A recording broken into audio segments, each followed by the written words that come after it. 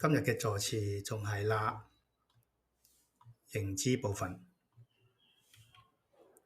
認知咧係指人嘅主觀世界對客觀世界嘅認識、評價、判斷啊、推理啊、情感啊呢一部分。依然係根據呢三篇論文，我哋先睇一個例子。大家唔好嬲啦，咁會犯咗真戒㗎。唉，悟空，你真係曳曳啦！呢度咧係唐僧對悟空講：你真係曳曳調皮嘅意思。嗱，咁呢個咧就係對悟空嘅行為做出一個評價。再睇一個例子，唔係和仔，你死咗啦！呢度咧，如果唔係和仔，你就已經死咗嘅啦。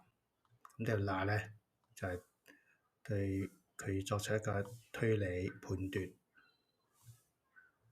係再睇一個例子，你就係小春子啦，係嘛？正是，睇下揾我係嘛？有勞兩位姐姐帶路。呢度咧，宮女見到星爺響入邊行出嚟，咁啊做出一個猜測，你就係小春子啦。咁啊作出一個估計，下馬係繼續追問。